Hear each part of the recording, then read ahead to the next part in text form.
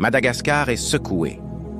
Depuis fin septembre 2025, la jeunesse de l'île, qu'on appelle maintenant la Gen Z Madagascar, est descendue massivement dans les rues.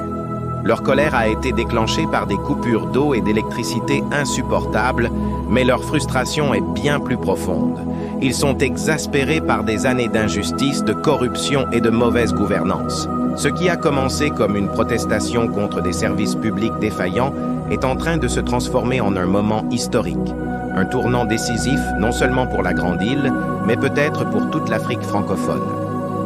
Dans cette vidéo, nous allons décrypter ensemble la genèse de ce soulèvement, le rôle surprenant de l'armée, les conséquences pour la région du Sahel et ce que cela signifie pour le rêve d'une véritable renaissance africaine. Tout a commencé le 25 septembre 2025 dans la capitale, Antananarivo. Des quartiers entiers se sont retrouvés plongés dans le noir et privés d'eau pendant des jours. La coupe était pleine. Spontanément, les jeunes se sont emparés des réseaux sociaux. Sous le hashtag Gen Z Madagascar, ils ont partagé des images de files d'attente interminables devant les points d'eau, des vidéos de leurs maisons sans électricité et des slogans percutants.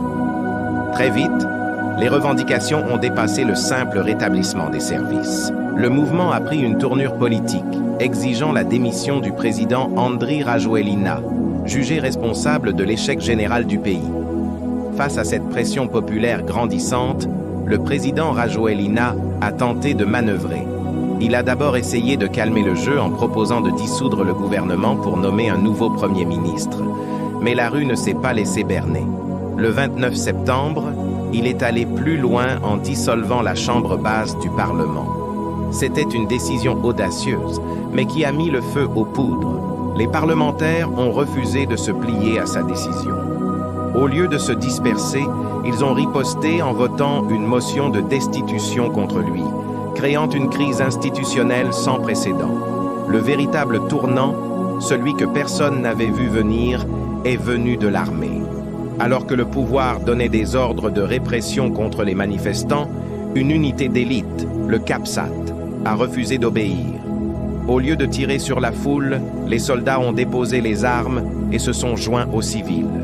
Des scènes incroyables de fraternisation entre militaires et manifestants ont fait le tour du monde. Le chef de cette unité, le colonel Michael Randrianirina, a alors fait une annonce fracassante. L'armée prenait le contrôle du pays pour éviter un bain de sang et mettait en place un conseil militaire-gendarmerie pour gérer la transition. Sentant le vent tourner, le président Rajoelina a pris la fuite. Officiellement, il a déclaré vouloir protéger sa vie et a continué à diffuser des décrets depuis l'étranger dénonçant une tentative de coup d'État. Des rumeurs persistantes, relayées par plusieurs médias internationaux, affirment qu'il aurait été évacué à bord d'un avion militaire français, ce qui a jeté un froid sur les relations avec Paris. Pendant ce temps, à Antananarivo, le Parlement, ignorant ces décrets, a officiellement voté sa destitution, actant la fin de son régime. Aujourd'hui, le colonel Randrianirina, l'homme qui a refusé de tirer sur son peuple, est de facto le dirigeant provisoire de Madagascar. Il a suspendu la Constitution et dissout plusieurs institutions clés, dont la Cour constitutionnelle, pour, dit-il, repartir sur de nouvelles bases. Le Parlement, bien que réduit dans ses fonctions, reste l'un des rares organes politiques encore en place. La promesse a été faite d'organiser des élections ou un référendum dans un délai de 2 ans pour rendre le pouvoir aux civils. Le bilan humain de ces journées de tension est malheureusement lourd. Les Nations Unies rapportent au moins 22 morts et des dizaines de blessés. Amnesty International et d'autres organisations de défense des droits de l'homme réclament des enquêtes indépendantes pour que justice soit faite. Sur la scène internationale, les réactions sont prudentes. La France s'est dite préoccupée, appelant au respect de l'ordre constitutionnel. Mais son implication présumée dans la fuite de l'ex-président alimente les critiques et les accusations de néocolonialisme. L'Union africaine et d'autres partenaires internationaux appellent au calme et à une transition pacifique. Au sein de Madagascar, l'opinion est partagée. Beaucoup saluent le courage des militaires qui ont évité un massacre, tandis que d'autres redoutent l'instauration d'une junte militaire durable. Ce qui se passe à Madagascar résonne fortement avec la situation dans la région du Sahel. Depuis plusieurs années, des pays comme le Mali, le Burkina Faso ou le Niger ont connu des coups d'État militaires, souvent portés par un sentiment populaire de rejet de l'ancienne puissance coloniale et des élites jugées corrompues. Ces nouveaux régimes cherchent à affirmer leur souveraineté face aux pressions extérieures. Le soulèvement malgache, bien que géographiquement éloigné, s'inscrit dans cette même vague de contestation. Pour de nombreux mouvements panafricanistes, c'est la preuve que la jeunesse africaine, la fameuse génération Z, n'accepte plus les dirigeants qui servent des intérêts étrangers au détriment de leur propre peuple. La crise à Madagascar le montre bien. La libération politique doit s'accompagner d'une libération économique. Il s'agit de reprendre le contrôle de ses ressources, d'avoir une diplomatie autonome et de construire des partenariats plus équitables. Alors, quel avenir pour Madagascar? Plusieurs scénarios sont possibles. Le plus optimiste serait une transition rapide et réussie.